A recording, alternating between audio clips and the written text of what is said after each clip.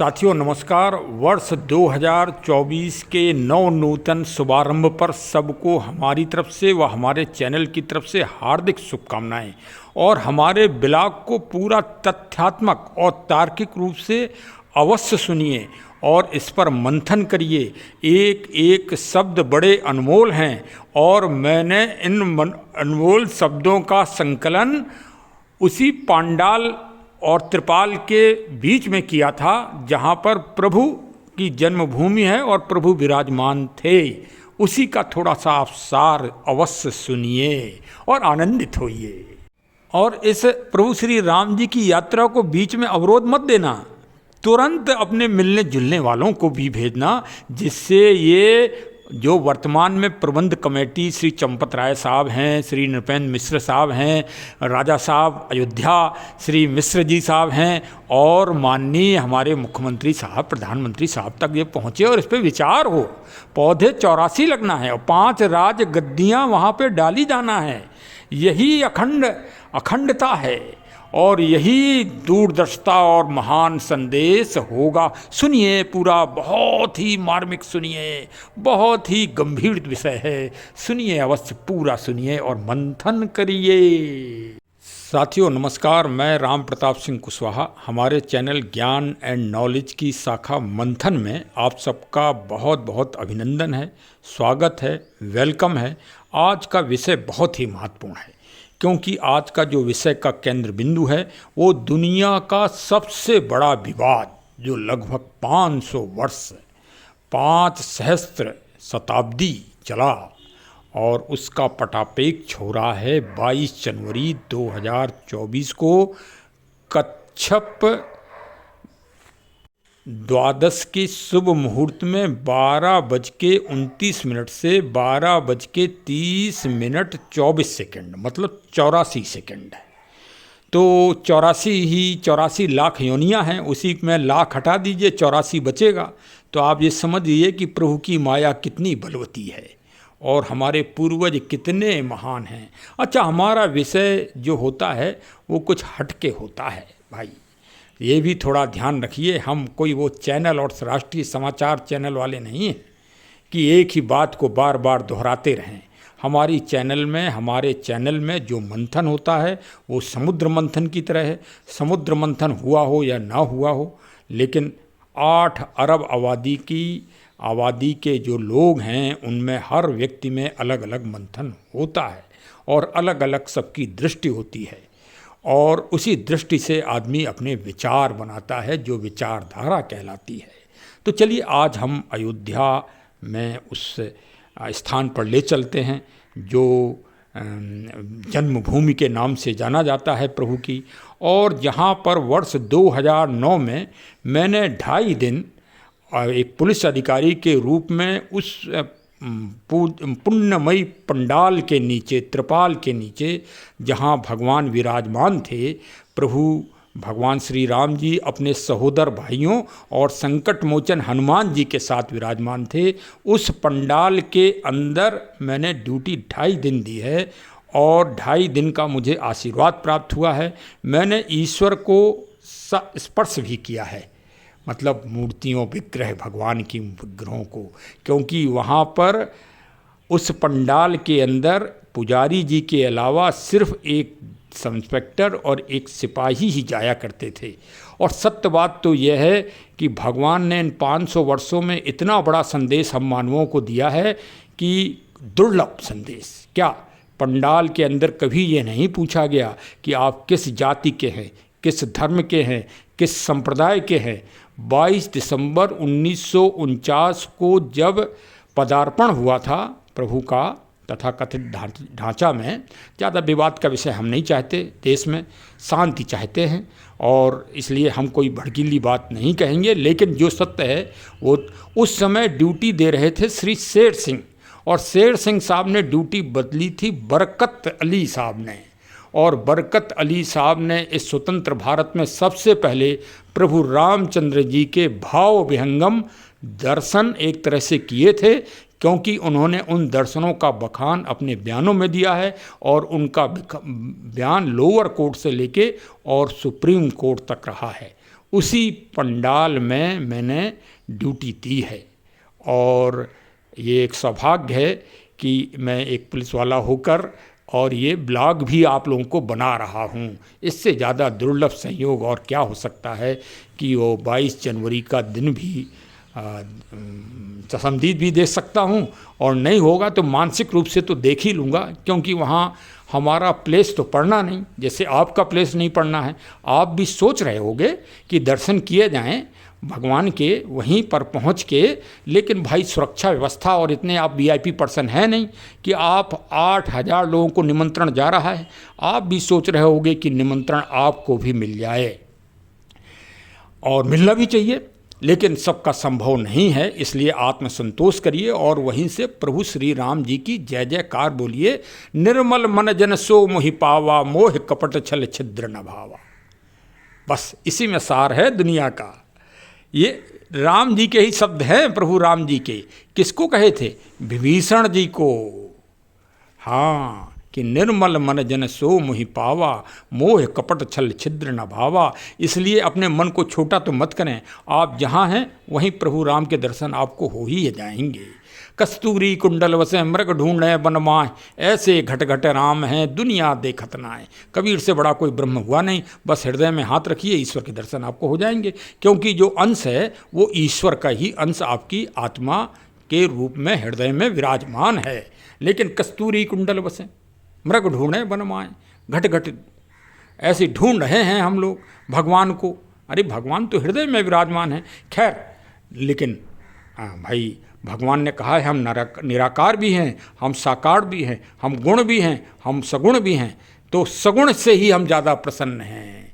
इसलिए आपको मूर्ति जी की पूजा आपको करना ही होगी, क्योंकि भगवान सगुण से ज़्यादा खुश होते हैं। ऐसा भगवान ने ही कहा है, गीता जी में भी कहा है, और श्री रामचरितमानस में भी कहा है, और वाल्मीकि जी की रामायण में भी कहा है। अच्छा, अब एक और रहस्य प्रधानमंत्री जी की घोषणा जो कल 30 तारीख में हुई, वो भी आप देख लीजिए। उन्होंने तुलसीदास जी को किनारे ही कर दिया, अब वाल्मीकि जी को आ गया, क्योंकि तुलसीदास जी के बहुत विरोधी हो गए थे। कहीं बिहार के शिक्षा मंत्री, कहीं उत्तर प्रदेश के स्वामी जी मान्यवर साहब रोज बोलते हैं, रोज श्री रामचरितमानस को जलाते हैं। रामचरितमानस का एक सार नहीं समझ पा रहे हैं वो। जिस दिन सार समझ जाएंगे उस दिन वास्तव में वो स्वामी ही हो जाएंगे। वो बहुत अच्छे व्यक्ति हैं, मैं उनकी कद्र भी करता हूँ, लेकिन बस बड़ बोलापन उनको जो है कहीं का नहीं रख रहा है। चलिए सुधार करेंगे। आज का विषय बहुत ही विहंगम है, बहुत ही मर्मस्पर्शी है, इसको अवश्य सुनिए आप। निमंत्रण, सबसे पहला निमंत्रण किसको जाना चाहिए, ये भी एक प्रश्न चिन्ह है।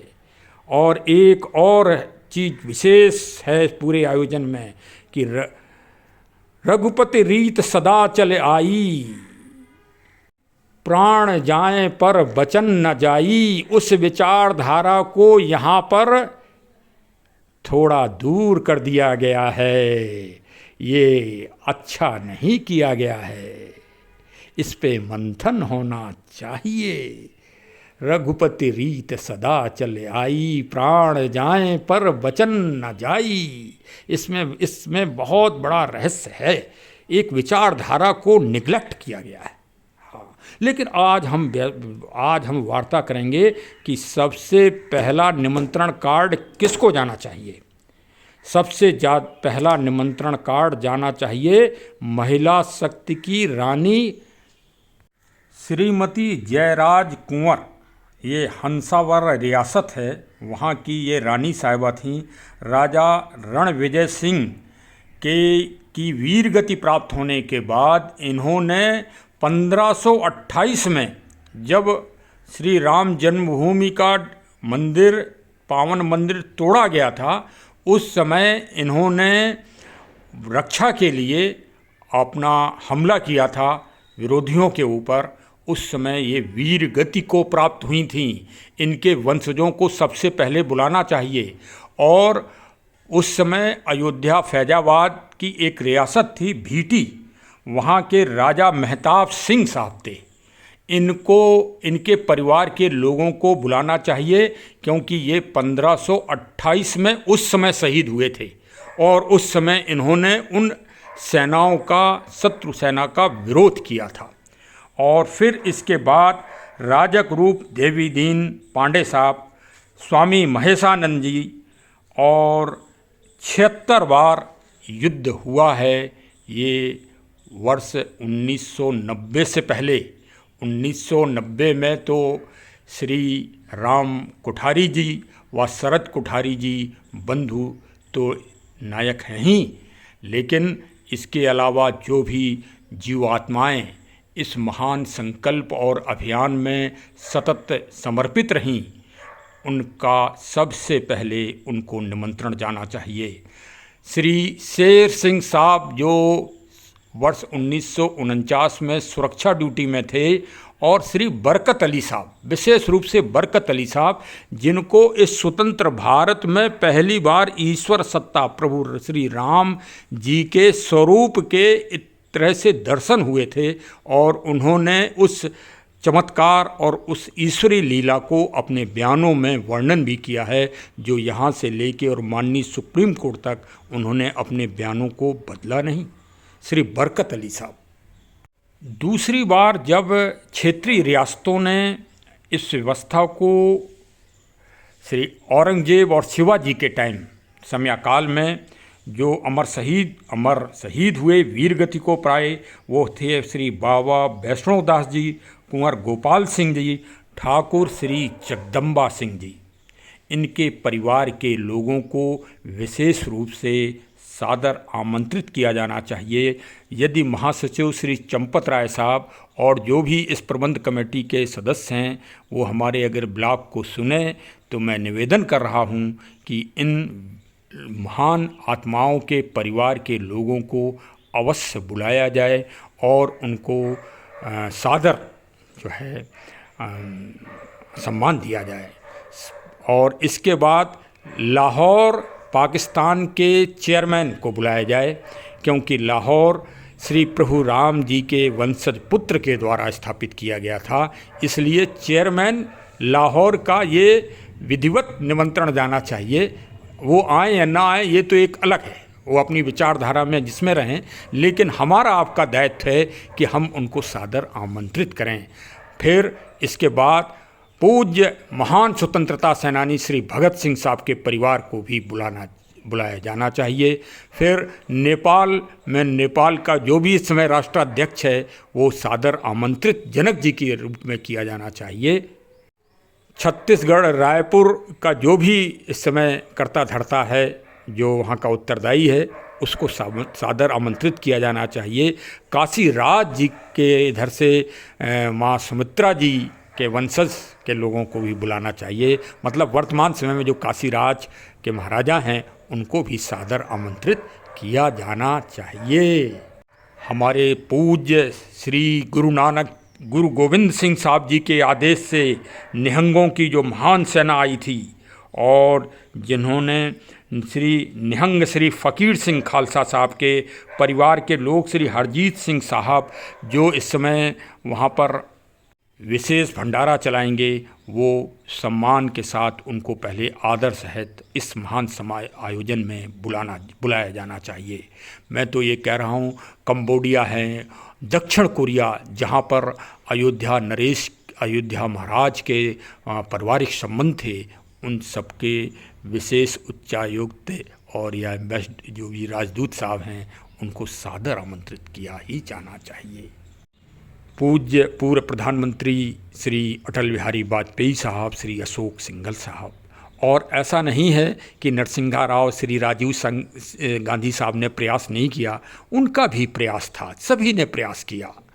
हाँ, विरोधियों में कमलापत त्रिपाठी जी मान्यवर और मान्यवर मुलायम सिंह जी साहब भी, जो अब हमारे मतलब एक तरह से माननीय श्री कल्याण सिंह साहब और श्री 56-57 ईस्वा पूर्व राजधिराज श्री विक्रमादित्य मतलब महाकाल उज्जैन से भी बुलाया जाना चाहिए। ओरछा रियासत से, जहाँ श्री मधुसूदन जी और श्री कुंवर गणेश जी जो भगवान के स्वरूप को ओरछा ले गए, वहाँ भी निमंत्रण जाना चाहिए। काडागिल चिल करुणाकरण नायर साहब डीएम साहब को भी बुलाया जाना चाहिए, उनके परिवार के लोगों को, श्री गुरुदत्त सिंह साहब और श्री अभिराम दास साहब, श्री रघुवीर दास जी, श्री दिग्विजय नाथ सिंह गोरखपुर तो उत्तराधिकारी हैं ही वर्तमान में। खैर, लेकिन वहाँ से गोरखधाम पीठ से किसी महानुभाव को बुलाया जाना चाहिए। पावन अशोक वाटिका श्रीलंका के जो भी इस समय उत्तरदायी महानुभाव हों, उच्चायुक्त और एम्बेसडर साहब, उनको सादर आमंत्रित किया जाए।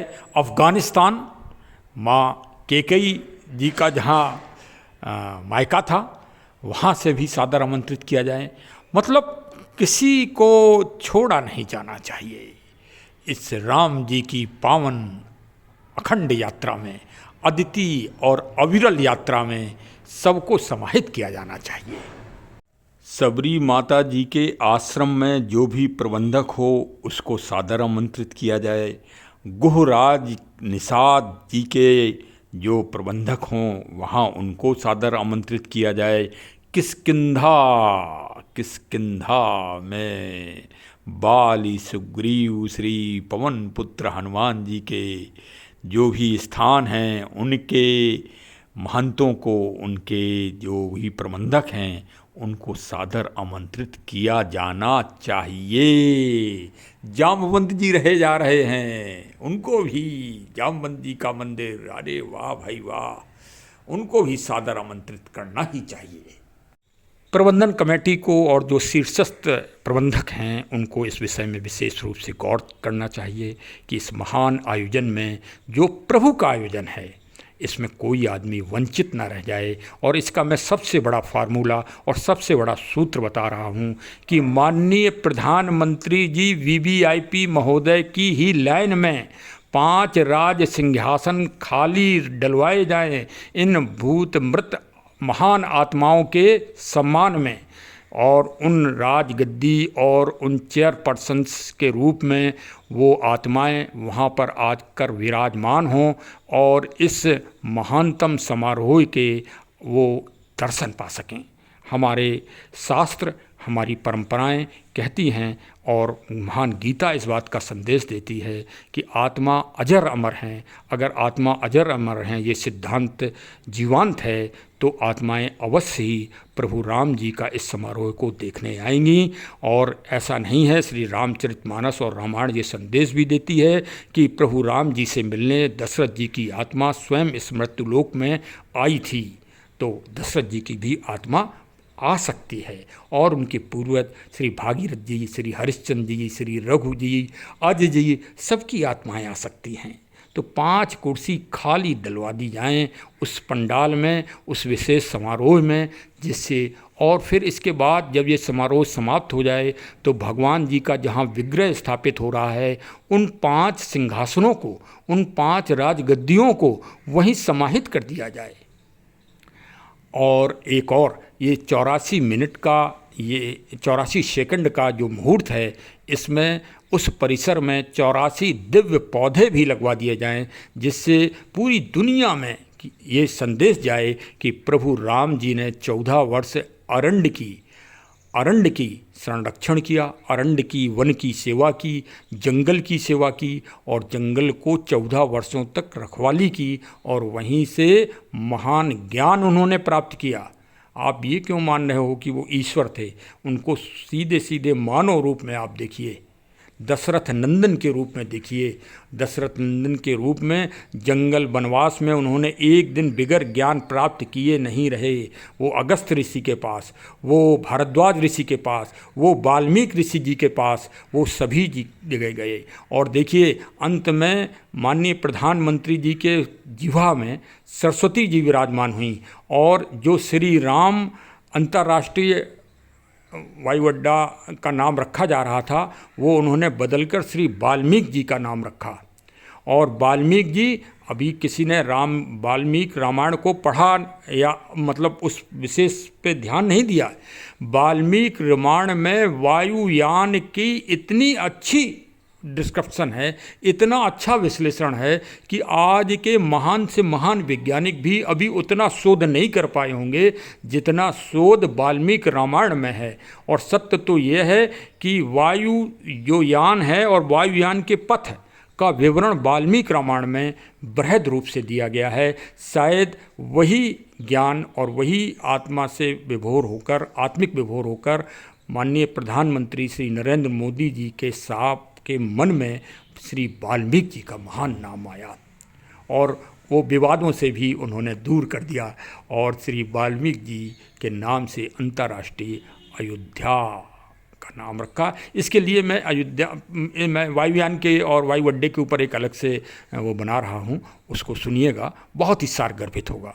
और वास्तव में श्री रामचरितमानस तुलसीदास जी ने जब लिखी तब वायुयान की कोई मतलब एक तरह से कोई सोच नहीं थी, लेकिन भारत के जो प्राचीन ग्रंथ हैं वो सोच ही देते हैं, वो एक विचारधारा ही देते हैं और वो विचारधारा पूरे मानव की श्रेष्ठतम विचारधारा है और वही विज्ञान कर रहा है। आज ढूंढ ढूंढ के वही काम कर रहा है, नया कुछ नहीं हुआ। वास्तव में अयोध्या बदल गई है। अब ये ब्लॉग आप ज़रूर देख लीजिए, इससे आपको अयोध्या आज की स्थिति हो जाएगी। मैं 2009 से 2016 तक रहा। मैं परिवार के एक दो रिश्तेदारों को मैंने बुलाया, लेकिन उस समय जब उन्होंने अयोध्या को देखा था तो उन्हें बड़ा दुख हुआ था। वास्तव में आज वो प्रफुल्लित हैं, आज वो आनंदित हैं और आनंद का दूसरा नाम ही है प्रभु श्री राम। अंत में फिर बोलिए जय सीताराम। और एक और जय बोलना पड़ेगी आपको, वो श्री हनुमानगढ़ी जी के जो विराजमान हैं, संकट मोचन श्री हनुमान जी की जय हो, क्योंकि लीला सब वही करते हैं। श्री राम जी तो बस आनंद लेते हैं, करता धरता हनुमान जी हैं और इसमें भी सब करता धरता हनुमान जी ही कर रहे हैं। चलिए साहब, बहुत बहुत धन्यवाद, आपने समय दिया। इसी तरह के ब्लॉग आपको मिलते रहेंगे, लेकिन निमंत्रण कार्ड इन महान भूतात्माओं को अवश्य दीजिए, श्री चंपक राय साहब और जो भी प्रबंध कमेटी के हैं, वरना ये आत्माएं आपसे बहुत कुपित हो जाएंगी, बहुत कुपित हो जाएंगी। इन आत्माओं के लिए 5 सिंहासन बनाइए और 84 सेकंड में 84 पौधे लगवाइए उस विशेष व्यवस्था में। मैंने आपको 2 शब्दों के लेटर भी लिखे हैं, पत्र मेरे हो सकता है आपके पास पहुंच रहे होंगे, रास्ते में होंगे, और उन पत्रों में मैंने विवरण भी लिखा है और आपसे अनुरोध किया है 5 राज सिंहासन डलवाने का और 84 पेड़ उस मुहूर्त में लगवाने का। आगे पीछे तो लगते ही रहेंगे, लेकिन उस मुहूर्त में 84 सम्मानित लोगों, महानुभावों के द्वारा वो पेड़ अगर वहाँ परिसर में लगवा दिए जाएं तो मेरी समझ से सारी दुनिया में सबसे बड़ा संदेश पर्यावरण का जाएगा। ना आतंकवाद इस दुनिया में कोई समस्या है, ना सांप्रदायिकता कोई समस्या है। जो युद्ध रूस और यूक्रेन हो रहे हैं, ये सब युद्ध तो छोटे छोटे वो हैं, लेकिन जलवायु समस्या दुनिया की सबसे बड़ी महानतम समस्या है। और जलवायु समस्या और पर्यावरण की रक्षा के लिए ही भगवान प्रभु श्री राम ने समुद्र से विनय की थी और समुद्र में अपना आणविक तीर का विस्फोट नहीं किया था, नहीं तो समुद्र तो 1 मिनट में सूख जाता। ये है महान प्रभु श्री राम जी का महान संदेश। इस संदेश और विचारधारा को हमें जलवायु परिवर्तन और पर्यावरण की रक्षा के लिए पूरी दुनिया में फैलाने की आवश्यकता है। धन्यवाद। जय हिंद, जय हिंद, जय हिंद।